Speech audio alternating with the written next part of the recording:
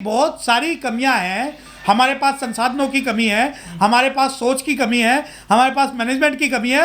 और सबसे बड़ी जो कुछ नेता है, जो भ्रष्ट नेता है, उन सब की जो जो जो जो उनका जो कच्चा चिट्ठा वो बहन जी तक जाना चाहिए और बहन जी को संज्ञान लेके पूरे के पूरे उन लोगों को निकालना चाहिए जिन्होंने इलेक्शन में गड़बड़ की है। तो मांग होने लगी ना, मिश्रा को बाहर करिए पार्टी से, अब कुछ नहीं होने वाला। मिश्रा के अलावा भी तो बहुत सारे लोग हैं। जब ये वीर सिंह जी जब पार्टी छोड़ के गए थे, कई साल तक उनकी शिकायत हुई थी, तब उन पर कोई कार्रवाई क्यों नहीं हुई?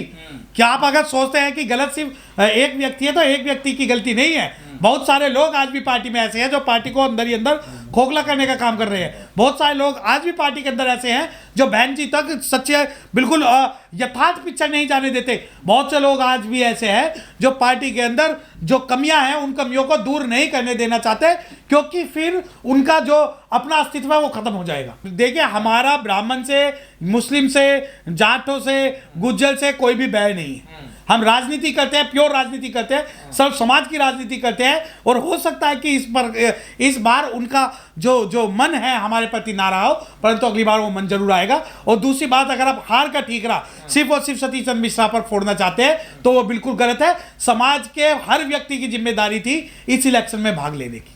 मैं बताना चाहता हूं कि मुनकाद अली भी पार्टी में है, शमसुद्दीन राइन भी पार्टी में है। और अगर आप ये सोचते हैं कि मुनकाद अली का जो कद है वो सतीश चंद्र मिश्रा से कम है, तो बिल्कुल गलत है।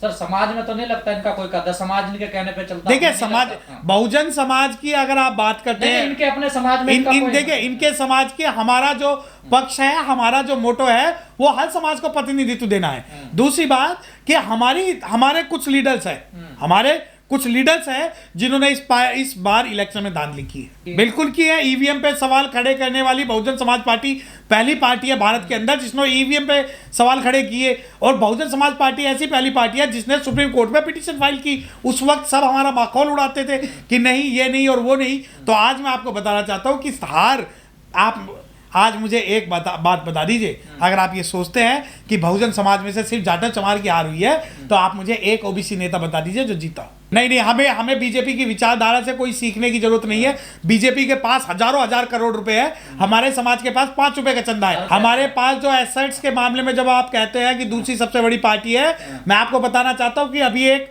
इनकम टैक्स की रेड पड़ी थी, उसमें 177 करोड़ रुपए एक व्यक्ति के पास मिला था। तो उनके पास तो हमारी पार्टी जितने 1000 लोग भारत में बैठे हैं। जब विजय माल्या यहां से भागे, नीरव मोदी यहां से भागे, तो उनके पास बहुजन समाज पार्टी से बहुत ज्यादा पैसा था। उनका तो एक एक बंदा ऐसी 10-10 पार्टियां खड़ी कर सकता है। आप हर बीएसपी का नेता कहता हमारे पास पैसा नहीं है। अगर आप ये सोचते हैं कि बहुजन समाज पार्टी के पास इतना सारा पैसा है कि वो उनकी तरह कर सकती है, तो नहीं। आप कहते हो कि पार्टी टिकट बेचती है, तो मुझे एक पार्टी बता दीजिए जो टिकट ना बेचती हो।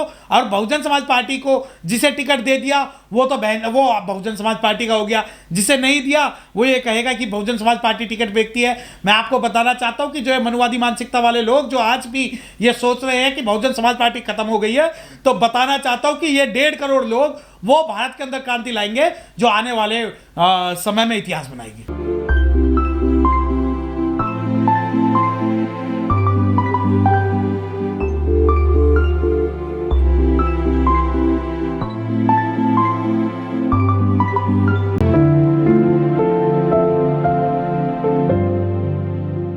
मैं आपको फिर बता रहा हूं कि हमने मुस्लिम समाज पर भी उतना ही जोर दिया है और उतनी ही हमने मेहनत की है जितनी ब्राह्मण समाज पे की है। लेकिन सर वो दिखाई नहीं दिया आपका। जो देखिए, वो बहन जी 2 तारीख को रैली कर रही हैं, 10 तारीख को वोटिंग होनी है, बताइए सर। देखिए, बहुजन समाज पार्टी के अंदर अब ये कुछ सक्रीन मानसिकता के जो लोग हैं वो कहते हैं कि हम जो है सिर्फ ब्राह्मणों की बात करते हैं। ऐसा नहीं है। बहुजन समाज पार्टी ने हर वक्त को प्रतिनिधित्व दिया है और हर व्यक्ति को, हर समाज को।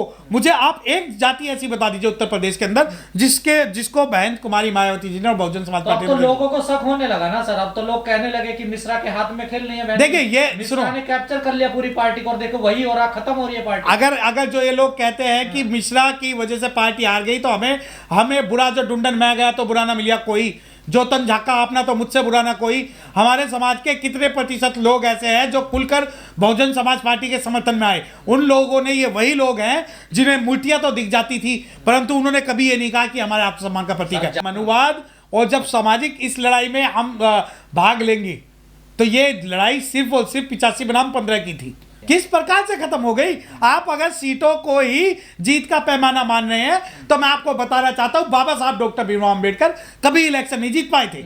सर तीसरे चौथे नंबर पे चले गए आप, हर सीट पर हम जब हम चौथे पांचवें नंबर पे भी थे, हम 2017 में और उससे पहले 2012 में हम पहले नंबर पर भी आए हैं। और राजनीति कभी स्मूथ नहीं चलती, राजनीति के अंदर उतार चढ़ाव आते रहते हैं। एक समय ऐसा भी था जब ये भारतीय जनता पार्टी बिल्कुल खत्म हो गई थी और इंदिरा गांधी ने 2 उनके लोग मनोनीत करके पार्लियामेंट में लाए थे। आप उस उदाहरण को भूल जाते हैं क्या?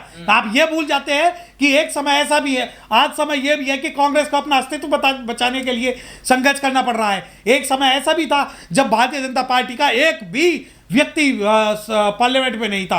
क्या आप उस वक्त खत्म हुई थी? सर समाज का मोह भंग हो चला है, उसको कैसे लौटा ये समाज का मोह भंग नहीं हुआ है। समझ जिस पार्टी के साथ 1.25 करोड़ लोग खड़े हैं उसे आप नहीं कह सकते कि समाज का मोह भंग हो गया है।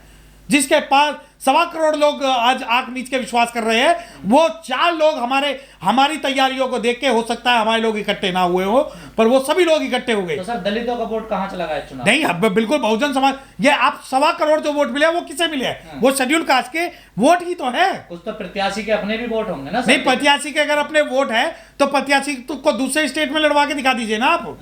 अगर आप कल तक तो आप ये कहते थे कि बहुजन समाज पार्टी जो है सिर्फ और सिर्फ दूसरे प्रत्याशियों की वजह से चल रही है, तो क्या एक ही प्रत्याशी था हमारे पास बहुजन समाज पार्टी के अंदर? हमने तो 403 सीटों में इलेक्शन लड़ाया है, तो क्या एक भी प्रत्याशी ऐसा नहीं जिसकी अपनी छवि होगी? ये सारी की सारी जो वोट बैंक है वो बहुजन समाज पार्टी का वोट बैंक है। नहीं, किस मीडिया की, अगर आप ये सोचते हो कि ये मेन स्ट्रीम या मनुवादी मीडिया आपकी बात करेगा तो वो कभी आपकी बात नहीं करेगा।